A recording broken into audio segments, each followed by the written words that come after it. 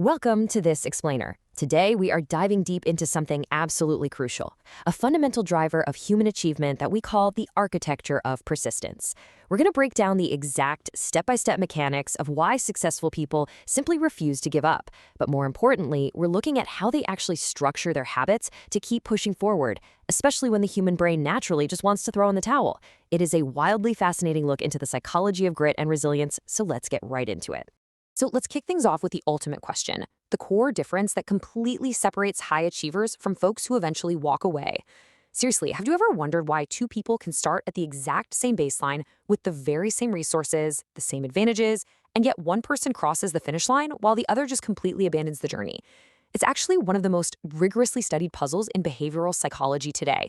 Researchers have literally spent decades trying to map this out because honestly, understanding it unlocks human potential. What is that invisible psychological barrier that stops one person dead in their tracks but somehow allows another to break right through the friction? Well, it's incredibly easy to look at those high achievers and just assume that raw, innate talent is the whole secret. We all kind of love that myth of the natural-born genius, right? Because frankly, it gives the rest of us a really convenient excuse. But when you actually look at the hard data behind achievement, the true differentiator is almost always persistence. Take Michael Jordan. He was famously put on the junior varsity team as a sophomore because his coaches genuinely thought he lacked the raw talent for varsity. Think about that. Talent might get you a spot at the starting line, sure, but persistence, that is the actual engine that drives you to the finish. It's not just about winning the genetic lottery. It's all about the compounding effort you're willing to stick with day in and day out. Now, to really understand how to harness that level of persistence, we have to look at why so many people get discouraged and quit in the first place. Modern society has totally conditioned our dopamine receptors to crave instant gratification. You know how it is. We post a photo, we get immediate likes. We order a package online, it's on our doorstep the very next day. And this creates a massive misalignment with our long-term goals. It results in what psychologists actually call the illusion of no progress. It's that incredibly frustrating phase where you are putting in maximum effort day after day after day, but you are seeing absolutely zero external results. Because our brains are wired to want that immediate feedback, this illusion of stagnation is literally where the vast majority of ambitions just die. We can actually map out this phenomenon using the concept of latent potential. It's a lot like the structural growth of a planted seed. So on day one, the seed goes into the soil. By week 2, you're watering it, tending to it, but on the surface, absolutely nothing is happening. It just looks like a boring patch of dirt. But underneath that surface, these incredibly complex root systems are forming and building a super robust foundation. And here's the thing. Neurological pathways when you're learning a new skill or foundational systems when you're building a business, they work in this exact same way. Just because you can't physically see the progress during those grueling early days, definitely doesn't mean that powerful structural growth isn't happening underneath. You are storing potential. And this invisible phase is exactly where most people abandon their goals. They usually do it for 3 very predictable reasons. First off, because their dopamine baseline expects instant results, they just get totally disillusioned when they don't see anything happening. Second, they hit a period of friction and mistakenly assume, oh, this is a permanent roadblock, instead of realizing it's just a temporary hurdle. And third, they internalize that difficulty. They let imposter syndrome creep in, convincing themselves they simply aren't good enough. They completely fail to realize that this invisible phase is a mandatory part of the process. They are quite literally pulling the plug on their efforts right as their foundational roots are finally taking hold. Let's talk about Thomas Edison for a second and the absolute sheer volume of attempts it took him to invent the practical incandescent light bulb. He famously failed thousands of times.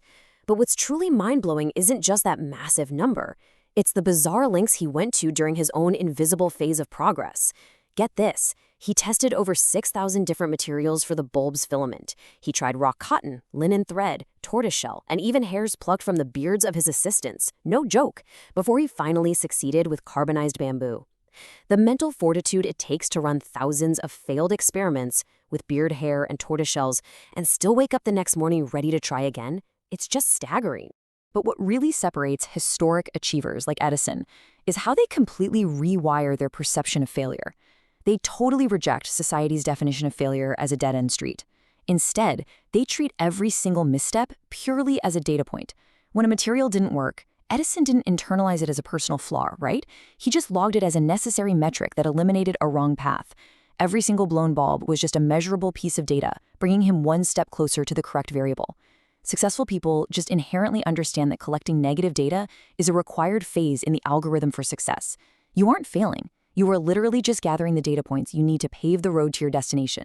Imagine two people climbing a massive, incredibly treacherous mountain.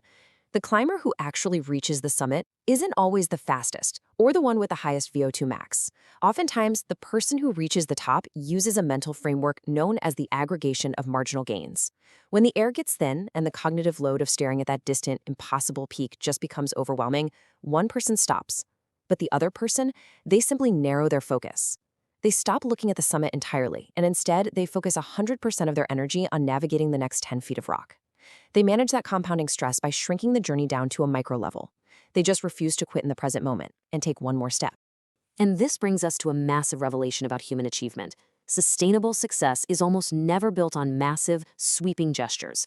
Neurobiologically speaking, those grand gestures require a huge expenditure of energy and motivation, which almost always leads straight to burnout. Instead, real persistence is built on the daily grind of small, repeatable actions. Every time you check off a tiny task, it gives your brain this continuous, helpful drip of dopamine, which actually lowers the cognitive load you need to keep going. It's all about the compounding effect of these microactions.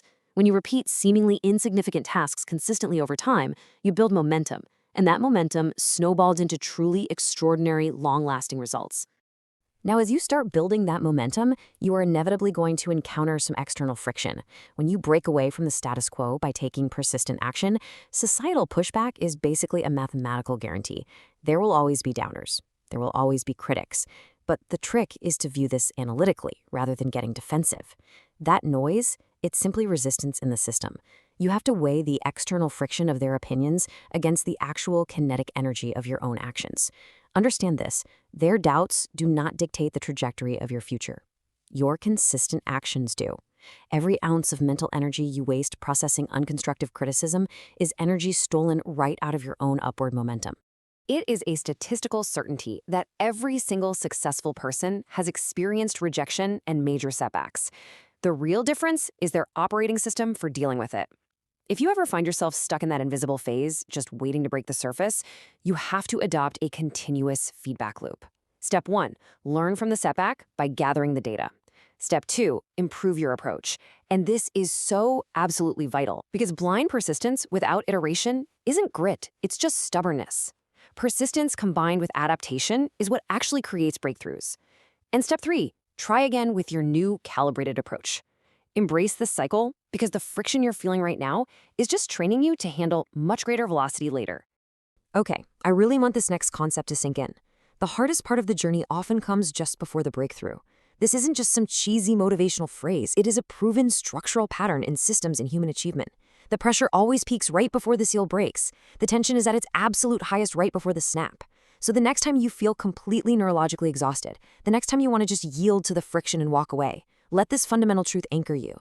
Use it to find that little bit of reserve energy to push through that final agonizing barrier. Because what is waiting on the other side of that peak pressure is exactly the thing you've been working so hard for.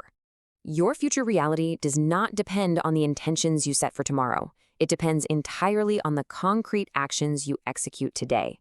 Since success ultimately belongs to those who adapt and refuse to quit, I want to leave you with a provocative question to carry with you long after this explainer ends. What one specific micro-action are you going to take right now, today, to maintain your kinetic momentum? Seriously, don't wait for optimal conditions. Just take that step. What is the very next brick you are going to lay? Because your architecture of persistence is built one block at a time.